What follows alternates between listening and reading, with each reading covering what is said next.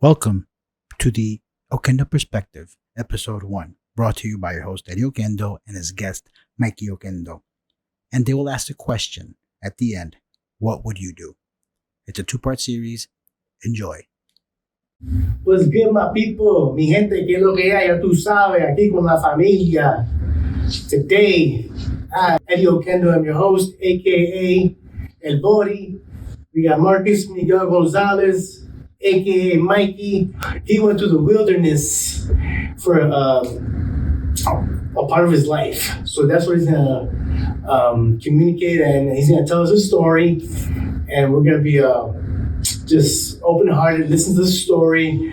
One thing I do want to ask you, the audience, is I'm calling this episode, what would you do if you were Mikey? So basically in the comment section, comment what you would do if you're in a situation that Mikey was in, and if you would react similarly, differently, what would you guys do if you're in a situation? But without further ado, Mikey, what's up, baby? How you doing? Good to see you. Love you. Everything good? Yes. Okay. So go ahead, Mikey. Why don't you go ahead and tell us a little bit about yourself and your story, and that sounds good. Sure. Right. First of all, thank you for allowing me to be here. This opportunity to share this podcast. It's all good, baby. You know what I'm saying? That's what we do, familia. We look out for each other. Yes.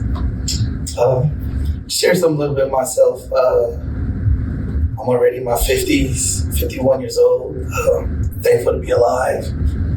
You know, as you shared from the beginning, going through a wilderness, just sharing life story. And I'd like to begin where I was raised a Catholic.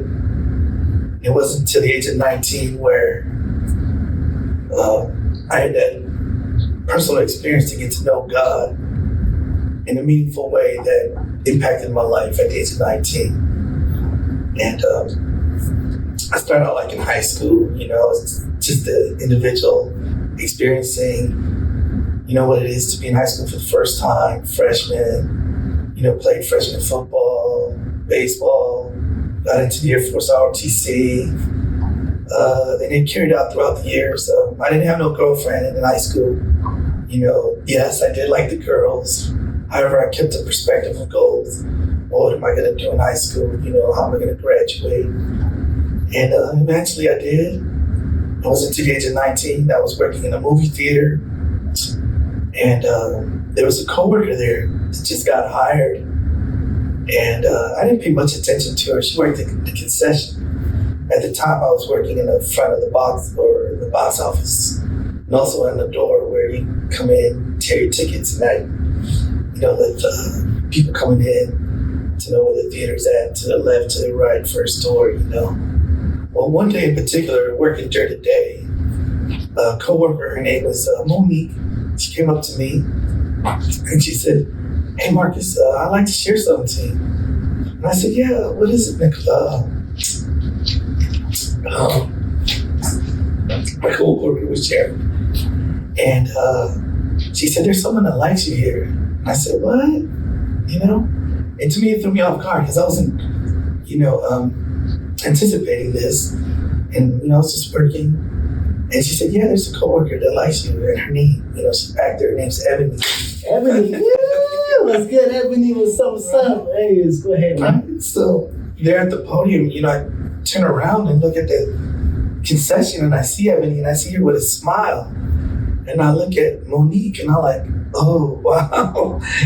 And then she said, "Yeah, she likes you. She wants to talk to you." And I'm like, I didn't know how to handle that. So I'm like, no, I'm good. So I'm looking at a coworker, and his name's Aaron. Tall white kid, sharp chin, sharp nose, pretty hair. And I shared with Monique, "Hey, look, she could like Aaron, And I say that because, look, I'm not the tall, dark, and handsome, 5'2", no sharp chin, pretty nose, no pretty hair, So would you say that you were a kind of shy individual towards that age? Yes, being up in my teens, 19 years old. Yeah, like I said, I did like girls. However, I wasn't an individual that would pursue like, hey, go out on a date and stuff, So that was how I was at that time. So that encounter with Monique, I shared to her that she could like, my coworker. And he said, oh, no, she likes you. So you were trying to push her off on your boy. Correct. That is correct. But she wanted nothing to do with your boy. She wanted you. Right. Correct. And I'll say this, that, Ebony, she was a model. She was doing modeling at the time. So you can just imagine and think most 19, 18-year-olds, 20-year-olds, when they look at a model, what their perception may be of trying to get at a female, strike a conversation, wanting to date a model. I didn't think I was at that measure. Like I said, my stature being short, that's like, wow, that was something that was my self-conscious to being a self-esteem. So question, was she taller than you? Yeah, she was taller. She was taller. I'm 5'2", so I know she was that close to 5'5". Okay.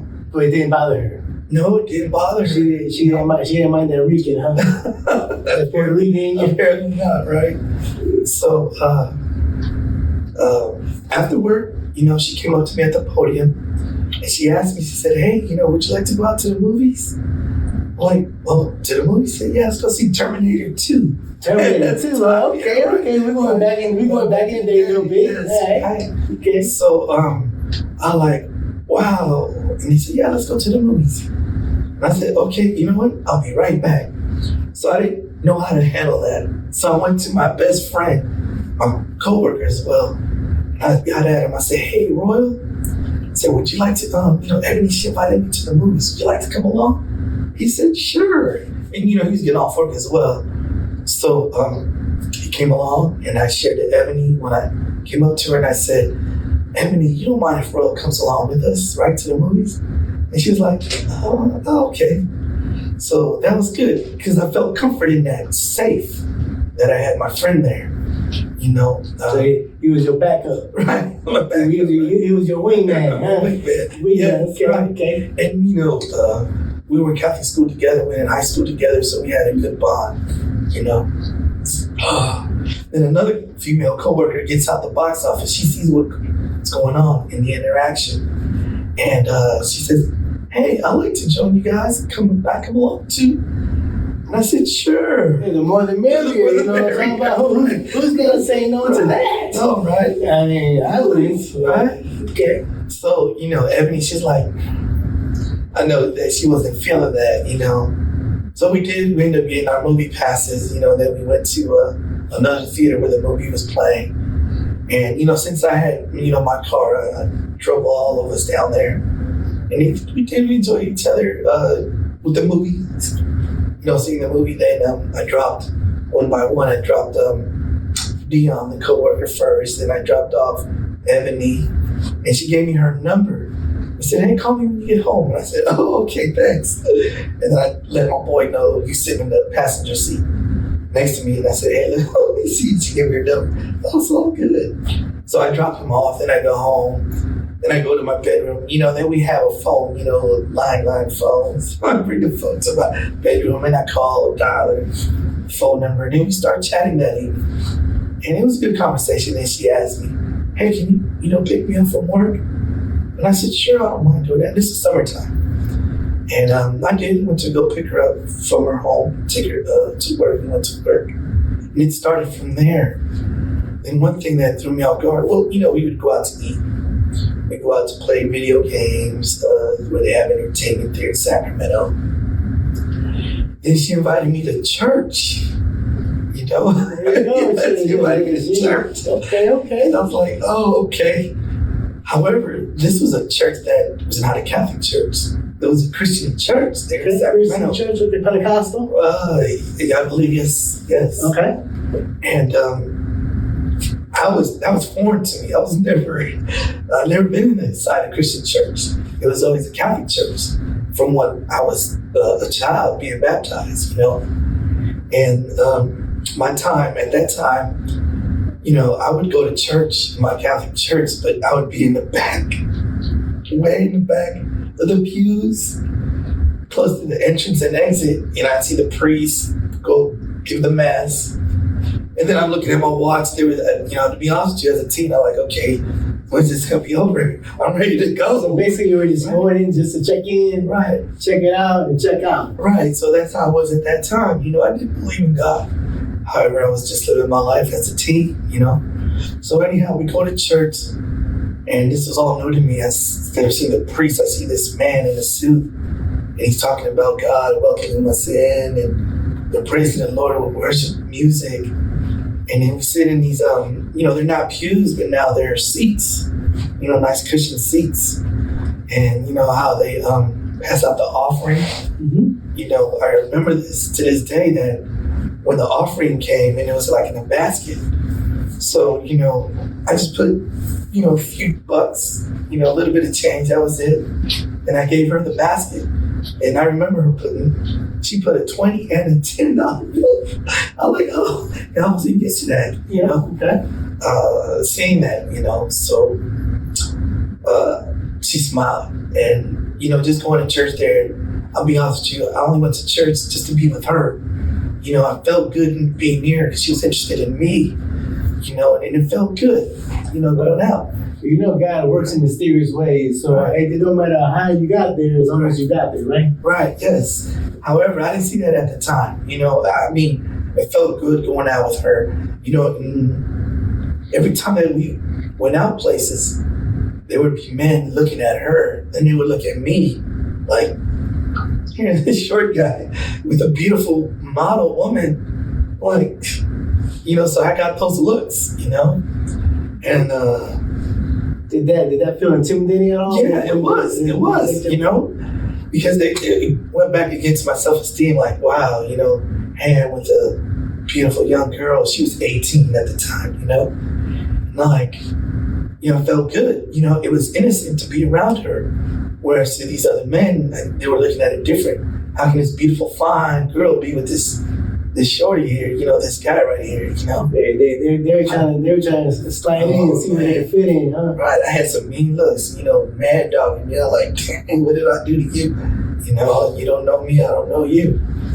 So, I introduced her to my mom too, brought her home. And I met her mother, her siblings, her sister, younger sister, a little brother, he was 11 years old. And they would talk about God, and they would invite me to church, and I would go. The only reason I went to church was just to be with her, spend time with her. And then it was time for her to leave. Our relationship only lasted 3 weeks. And her father had moved to Atlanta, Georgia, like 6 months prior. He worked for the government, Lockheed, and her mother was in the Air Force. So our relationship lasted 3 weeks, and I didn't want her to leave. So I gave her, a token, a promise ring. And she said, hey, well, come visit me. You gave her a promise ring? Yeah, After 3 weeks? Being the first girlfriend in love, with hell real. All these guys looking at you, I would have been like, hey, yo soy su papa. I would have told them, man, quit looking at my girl, I'm daddy here, you know what I'm talking about? Right. So I did, I gave that to her. And I felt hurt, her leaving. Because it was only 3 weeks. And it was the first girl that, that I kissed. She initiated it, and it was good. I was touched, and time for I bet you were. Man. So it was good. And then, she shared to me. She said, "Promise me one thing," and I said, "Yeah, what's that?" To promise me that you'll go to my church as I leave, and then get to know my friends here. And her friends were, Christians, good folks that I still in touch to this day. And so stay in touch with them. And so I did, just to stay in touch with her. Okay. So, but it was hard for me because I was a Catholic, and it's like, going to a Christian church, and, I'm a Catholic, it's like, but, she went, we kept in touch. There were no cell phones at the time, so, of course I called, letter, writing, didn't date, no girls, at that time to be faithful to her. And you were in love. I was in love, infatuated. You were out of there, huh? Oh man, I was. That's right. Okay. But little did I know, that God was working behind the scenes. And I'll say this right now at my age, that God knew how to get my attention. He could have got my attention through baseball or through the Catholic church, Catholic school. However, he used one of his daughters to get my attention. And he knew why. It was my first girlfriend. And all this time when I was infatuated and in love with her, I was actually in love with the Spirit of Christ in her. I can say that to this day, now being more seasoned and mature in my relationship to the Lord Jesus Christ. What was going on back at home? I know that my mom was there, my dad was there at home, my siblings, my younger brother and sister. I didn't see it coming. But eventually, this was in 91, 92, my dad decided to leave my mom actually, after a long relationship that they've been there for decades. And he moved to Arizona, and that left my mom, myself, and my two siblings alone. They're in a home in Sacramento. So that was the dynamics of what was going on at home. And my mom was hurt. She was hurt. Same with my dad, and I seen this from my dad. My dad had been there with my mom, ups and downs, but he would also have a different lifestyle where he'd go out with other women, And I lost respect for my dad at the age of 16 because of that. Because I seen how, my mom was, at home crying and my dad leaving, I had experiences here in Elgin in regards to that, so it was hurtful on that. So to continue, in the absence of my dad, my mom was hurt. And she worked at a laundromat. She was manager of a laundromat. People would go out there and do their clothes. At this time, I was going to community college in Sacramento. It was one of my first year, getting ready for the second year. And I wanted to get into the Air Force also. And this young man, got into my mom in a workplace, charmed her. My mom at the time was 44, he was 29. And we came out to California, because my mom had heart surgery here in Chicago back in 83. Yeah. So we moved out of Illinois in 85. Because it was too cold for her. The physician advised her, hey, move to a warmer climate. It was going to be either Florida or California. And my parents had friends out there in Sacramento, and they encouraged my parents to move out there in 85. And we did. That's how we got to Sacramento, California, moving the family out of here, from Chicago, Illinois, here, being in Elgin, Cicero, Yeah. All right, so, like all relationships start out well. When you get to know someone, it's great, start out well. My mom was charmed by this man. During this time, as I was going to community college and working, I started getting to reading the Bible. I started going to the Christian church. I started to be more sensitive to the Word of God.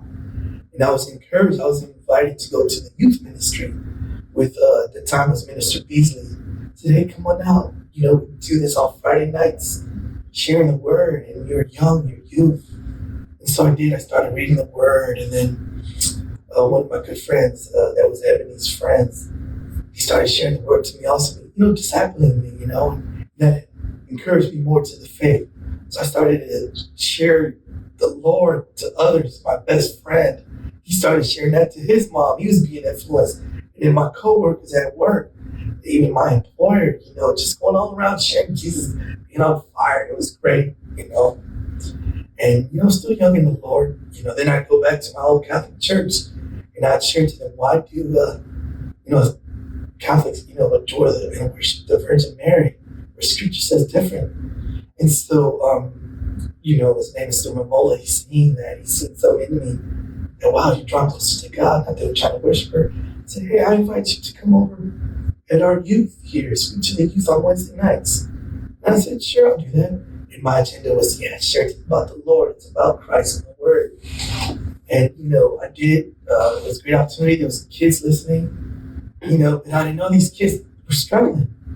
There were kids that were drinking, that wanted to find a place, promiscuous, all that. To me, it's like, that's not me. So I would share, this is how you ought to be. Well, years later in my relation to the Lord, God showed me that, you know what? You might not have been that way as a teen and young adult. However, there are teenagers that struggle through pregnancy, through drugs and alcohol and the gangs, the undesirables in our community that are shunned upon, not cared for. So the Lord showed me that these are the ones that I love. These are the ones that I care for and that I gave my life for them. So the Lord showed me that, as I matured in my relationship to the Lord. At the time, though, at 19, 20 years old, I didn't see that, However, it took time through a relationship with the Lord, knowing truth, going through hardship, suffering, draws one closer to the Lord. That's what happened to me. Okay. Just to give you an idea of what was going on in the dynamics of 91, 92, now 93. And it led to a tragedy. If I can share that. Yes, tragedy. Share that with us, please. My mom, in a relationship, and she met this man there in her workplace. He was abusive, liked to hit on my mom. And how old were you when this started happening? I was just 20 years old. 20 years old. Yes. And at 20 years old, I see something like that going on my mom. I don't know if I'd be cool with that. No, right. Personally, you know what I'm saying? Go ahead. Right. And like I said, I came to more like Christianity with the Lord at 19 through my first girlfriend. Now at 20, getting into the Lord myself without her, And yeah, it hurt me for my mom, to discover that she was here to be. He slapped me in the face, like punched me. Or wherever I went out in public with him, I always had to have my head down and can't look at other people, at other men. So he possessed and control of it, and that hurt me. So I tell my mom, I share, you know what? Leave that relationship, let's go. He said, I'm getting ready to go to the Air Force. I can take you to, the military base. You'll be okay. You and my sister, And she stood in that relationship. And I didn't understand, but I was hurt. And it bothered me. But I kept it in. But little did I know, it was growing inside of me. This anger that eventually became rage. And I'm not a violent type of individual, like I said, growing up. There's a certain way that I conducted myself. The only time I was violent that I experienced that was playing football in high school. That was it. But to go out and pick fights, and no, that wasn't me. So you went from the streets? No, correct. I didn't portray myself in that manner. Okay. However, I have a younger brother. He was more into this. He wanted, fit in, look cool. And I knew he was more aggressive, so I ended up sharing to him what had happened in the summer of 93 when this was all transpiring. And mind you, my mom was being physically abused, verbally abused, mentally abused. She would share to me that she would hide the knives, from the kitchen, from him. She was in fear, living in fear. My sister was living there as well. She would witness this. So if my thing is, a simple question, my thing is if you guys witnessed some of this stuff, but why wouldn't you tell somebody or reach out to help? Correct. And I shared this that I forgot to mention. I didn't witness this. I witnessed what my mom was sharing to me. However, I never witnessed him laying hands on her because we were in a home. When my father had left, we were in a home. Then after he had left, we were there. My mom was this individual in the home, and I wasn't feeling that. After they were there for a 6-month relationship, and she introduced us to him, to my siblings and myself. And I felt uncomfortable. So my mom wanted to move to North Sacramento to an apartment now. I couldn't do that. I had to stay in South Sacramento because that's where the place of employment was. I was going there to the community college, so it was very convenient for me. So that's where they ended up moving to North Sacramento. I ended up moving with a roommate. Okay. And then my brother ended up staying there with his girlfriend and also our uncle, Jim. And our cousin. Yeah. I was at both places. So at that time, my brother and my cousin, they were, getting along, doing well, being family. So one day my mom shares to me in the summer that she wanted to do something. And she was in the car with him, and she wanted to get out, and he punched her in her leg, made a bruise on her and stuff. She showed me that. My first reaction was now tears, to discover that. This is where I find out about the abuse, And so I ended up sharing to my brother later that afternoon what had happened. He didn't like it, I didn't like it. We shared to our family members, and my brother shares to his friends. And now he's hanging around with friends in the community, like, party time, drinking, the females, And he was, 17 at the time. He ready to turn 18. And so the guy comes home, and they whoop on him. They whip his ass, to be quite honest with you. So your brother and family members and friends jumped this individual. Right. Yes, they did. Basically, hey, do it again. This is what you're gonna receive every time. Correct. If you dish it out, this is what you're gonna get afterwards. That is correct. And so I didn't get involved in the physical altercation, but I knew that that's what was going down. And so my mom told him to leave, and the police came, and he had left. And at that time, domestic violence, there was domestic violence, but they wouldn't arrest. Not that they would arrest him, the officers, there, they said, what had happened? And said, that's understandable. He said, and if there's anything, any injury towards him, let us know. If this continues, contact us again. So they left. And then my brother, he left because my mom told him to leave. And she shared to him in Spanish, I got the license. So he took it like, you gotta leave home. I don't want you here. So my mom didn't mean that. She said, just leave because of what had happened. So he ended up going with his girlfriend, then eventually went to Bobby's house, my dad in there in Arizona, to be with my dad, so that's what the summer transpired. They ended up moving. I ended up staying in South Sacramento with a roommate. And I go visit my mom and my sister. And the abuse kept on going. And I'm like, man, I was tired. Now, I would share to others, like, my friends that my mom's being abused. And then I remember some other old adult friends that my mom knew said, oh, don't get involved, How can I not? It's my mother. Mind you, she had heart surgery in 83, and she was vulnerable. And she had an angioplasty again back in 1988 where we were here in Sacramento, so she was vulnerable. Yeah. So you can just imagine how I felt as a son, being the oldest, to the abuse that my mom was going through. I never seen my dad whip on my mom, and he was whipping on her like a man. Yeah, you say the truth, what I'm saying? You probably had a lot of self-control because my personality, the type of person I am, I probably, who knows what I would have done. Right. What I'm saying? I was hurt. You hurt. I was hurt. I didn't know how to deal with it, And there was a day where my mom, it eventually came to a head in September. My brother had just come back from Arizona, and he told me, don't share your mom that I'm here, And he was staying with his girlfriend now. His girlfriend was pregnant, and now she was like 9 months pregnant. By your brother? By my brother, yes. And actually, this was going on close to 9 months now. Okay. This was in September. And my mom, she wanted to go to the mall with my sister and I. School had started, and told my sister, hey, take you, get some clothes and whatnot. I just got paid.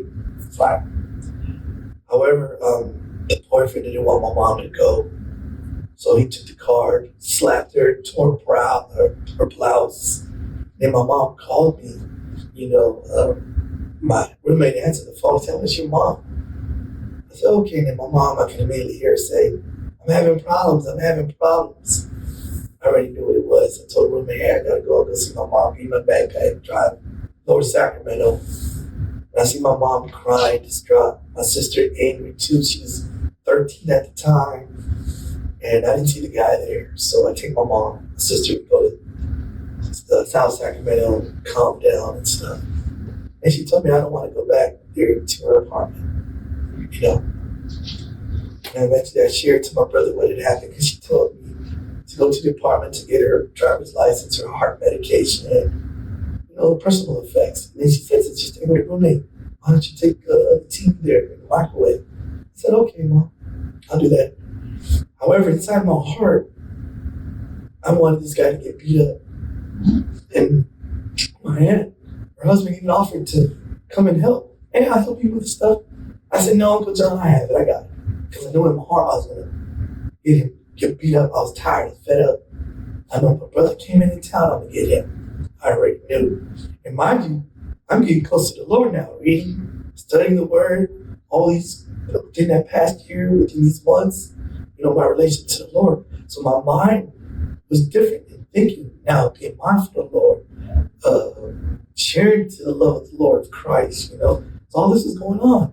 Now I was being hurt at the same time of what's going on in the house. So you're about like, Lord, how is this possible that you're allowing this happen to my mom when I'm trying to get to know you and you put me through this trials and tribulations? Right. And I didn't know that what was going to come before me, as to what led.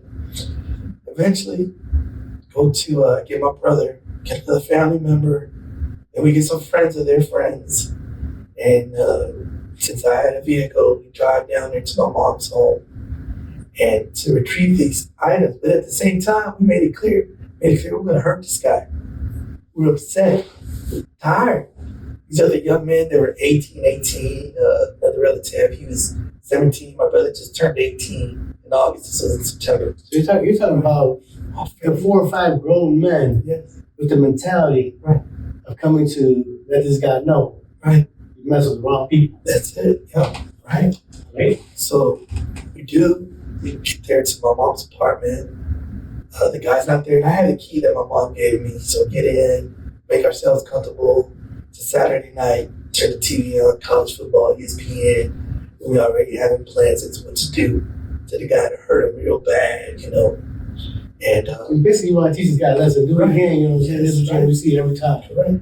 So time elapsed, and time elapsed, my reason came. What blinded me was that anger, that rage. Just kept on hearing. This guy kept on beating up on my mom, I was blinded there for that period of time, that evening, for that day that transpired. And I don't know if that came to my senses, but there in my mom's living room, I cried out and I said, God, what am I doing here? Holy Spirit, what am I doing here? And I remember I put my fingerprints on the blinds, like on TV that you see fingerprints or something. When that happened? So I kept putting my fingerprints here in my mom's blinds there in the living room. And I made up my mind, let my brother know, say, hey man, I'm not down with this, I'm calling, I'm leaving. So he said, like, what? You changed your mind? I said, yeah, I'm good. So he didn't give in because of the peer pressure of the other 3 individuals that were there, Yeah. And just like a Hollywood scene, I was getting ready to open the front doorknob. As soon as I placed my hand and turning it, I hear the Camaro, my mom's car. Camaro's making a distinct noise. Yeah. And I knew that was him. And, something came into me like, that was not like the fear or panic, it's just like, it's like a shock. I said, oh man, he's here. So basically, yes, Heist is about to go down. Yes. Yes. So out of that, I had to go to the restroom and urinate. Something kept in me, say fear. So he comes in the apartment, opens the door, and they ambush him. And then he gets attacked right there. And I see this going down. I tell my brother, hey, get my mom's jewelry and her medication and ask him where's her effects, driver's license, whatever, because he took my mom's purse. And so my brother did share that. And we got the items. I got the items. And I ran down the stairs and I left. And I told my brother, come on. And he said, no, I'm going. And I did. I left. He took the Camaro. And that's when the tragedy happened. And I'll say this. There was a firearm involved. The firearm was going to be used to teach him a lesson, to shoot him in his hand. Not to do that from, to be honest with you, from my brother. Never to lay my hands on my mom ever again, And there were a knife, I believe, that was used, knives that was used against the victim. Yeah, he was a brutal murder, stabbed to death, shot, that was what killed him. It was the stab wounds. So it was personal. So it got overhand, overkill. Yes. Okay, that wasn't the intention at first. The intention was just to hurt him, let him know, don't do this no more. Right. But once you got youth, anger, rage, right, all together right there Escalated, yes. escalated to something different, into Right. murder, knives, guns. Right. So what happened after that? So I left, out of that fear. My brother ended up taking my mom's car and the other three individuals. And then I ended up catching them from the evening later that night and wondering, like, man, what had happened? And when we did, I ended up seeing my brother, a relative, and these other guys, they weren't there. They shared what had happened. I'm like, oh, man. I said, man, we have to let the police know. Oh, no. They cried out, no, it's not, can't do that. So I ended up going to my roommate, I laid out. I couldn't sleep, throughout that night. I couldn't because of what had happened. Here's homicide. And it was bothering me so bad. I shared to my roommate in the morning. I shared to him what had happened. And I like, what? He couldn't believe it. He was a Puerto Rican, and his reaction, his response, listening to it, like, what? Like, he couldn't believe it. Yeah. And like, yeah. I said, man, I got to go. And I get a phone call. It's my mom and my aunt. It happened to come out that it was in the news what had happened that night. My mom wasn't there in her apartment. She was at my aunt's. So it happened to be where my aunt said she seen the news that morning, 5 o'clock or so. And she said to my mom, hey, is this where you live? And my mom, what? They put two and two together. It was bad. You can see that there was homicide that occurred. Law enforcement, contact law enforcement, if you have any information. So they did. And that's where law enforcement got involved. They got my attention. They let me go. They wanted to know where my brother was at and the individuals. There were other individuals involved. I did share to them. Before I did, I got my brother to get out of town to come here to Chicago. But you see my frame of mind, and what this was going on. They eventually arrested him. They arrested every one of us. Now we're in Sacramento County Jail, facing first-degree murder, lying in wait where you can get the death penalty or life without. This all happening now in the latter parts of September. Everyone's arrested. What a powerful message that was. Join us next week for the conclusion of What Would You Do?